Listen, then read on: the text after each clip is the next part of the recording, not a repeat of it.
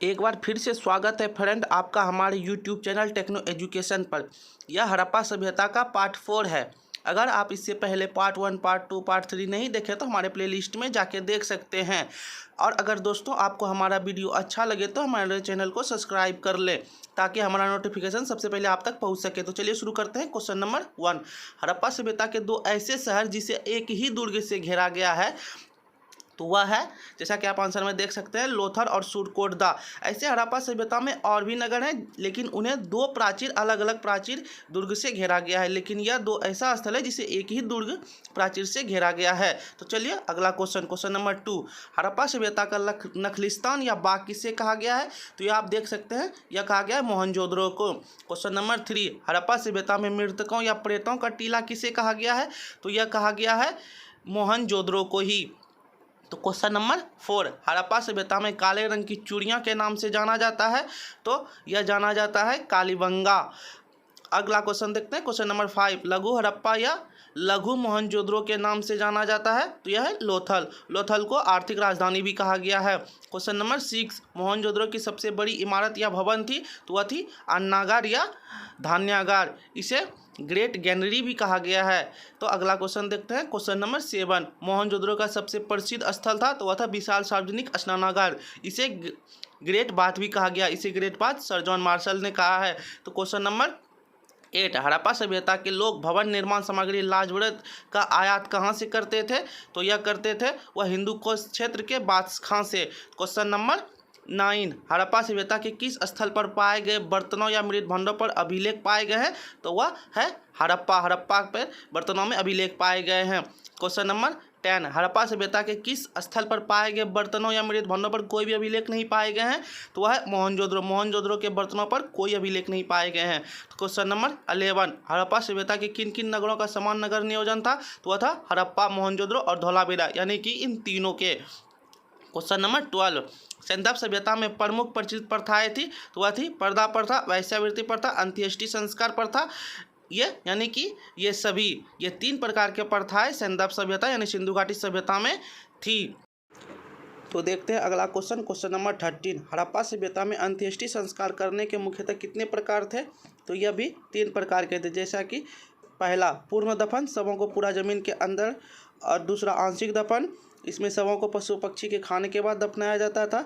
तीसरा दाह संस्कार, यानी शव को पूरा जलाया जाता था। ये 3 प्रकार के वहाँ पर दाह संस्कार की प्रथाएं हड़प्पा में अपनाई गई थी।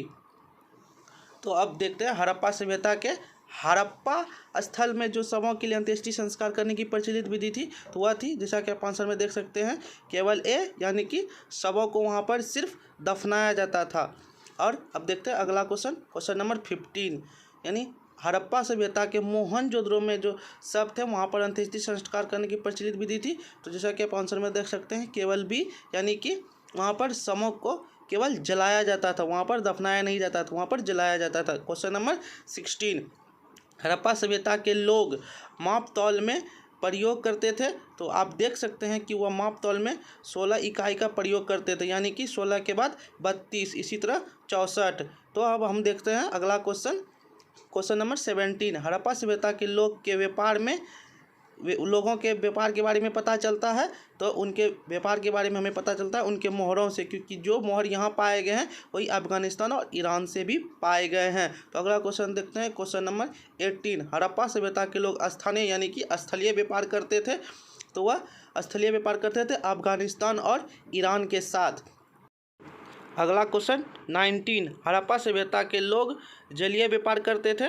तो वह जलीय व्यापार करते थे मकरान, बहरीन, ओमान और मेसोपोटामिया के साथ। तो अगला क्वेश्चन 20, यानी हड़प्पा सभ्यता के व्यापारियों के बीच बिचौलिए के रूप में कार्य करता था? तो बिचौलिए के रूप में जो कार्य करते थे वे थे बहरीन के व्यापारी। क्वेश्चन नंबर 21, हड़प्पाई वाटो यानी नापने या मापने का पैमाना को बनाया गया था? वह बनाया गया था एक विशिष्ट प्रकार के चट पत्थरों से। क्वेश्चन नंबर 22, हड़प्पा सभ्यता के लोग मिठास के लिए प्रयोग करते थे? तो वे लोग मिठास के लिए प्रयोग करते थे शहद का। क्वेश्चन नंबर 23, हड़प्पा सभ्यता के लोग किन प्रकार के वस्त्रों का उपयोग करते थे? तो वह ऊनी एवं सूती दोनों ही प्रकार के वस्त्रों का उपयोग करते थे। क्वेश्चन नंबर 24, हड़प्पा सभ्यता में राजस्थान के क्षेत्रीय क्षेत्र में मिले साक्ष्यों को पुरातत्वविदों ने किस संस्कृति का नाम दिया है? तो वह नाम दिया है गणेश्वर जोधपुरा संस्कृति का। आप जैसा कि आंसर में देख सकते हैं। अगला क्वेश्चन नंबर 25, हड़प्पा सभ्यता के चिह्नरों की संस्कृति को कहा गया है, यानी कि वहाँ से प्राप्त संस्कृति को कहा गया है झुकर झाकर संस्कृति। क्वेश्चन नंबर 26, हड़प्पा सभ्यता से प्राप्त मूर्ति को कहा गया है, तो उनको कहा गया उर्वरता का देवी। इनके गर्भ से पौधा को निकलता हुआ दिखाया गया है। क्वेश्चन नंबर 27, हड़प्पावासी पृथ्वी को मानकर पूछते थे, तो वह पूछते थे उनको उर्वरता की देवी मानकर। क्वेश्चन नंबर 28, हड़प्पा सभ्यता किस प्रकार की सभ्यता थी? तो आप देख सकते हैं कि यह आर्य सभ्यता तो नहीं थी, यानी कि यह केवल बी यानी कि अनार्य सभ्यता थी। इस अगले क्वेश्चन का आंसर आप हमारे कमेंट बॉक्स में दें। जैसा कि आप देख रहे हैं क्वेश्चन नंबर 29 में है, मेसोपोटामिया के लेखों में मेलुहा को कहा गया है। तो आप देख सकते हैं जैसा कि समुद्रों का देश, नगरवासियों का देश, नाविकों का देश, पुरानी सभ्यताओं का देश। इनका आंसर आप हमें कमेंट बॉक्स में दें। और हाँ दोस्तों, अगर आपको हमारा वीडियो अच्छा लगा हो तो हमारे चैनल को सब्सक्राइब कर ले।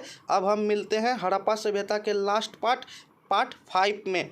तब तक के लिए धन्यवाद। Thank you.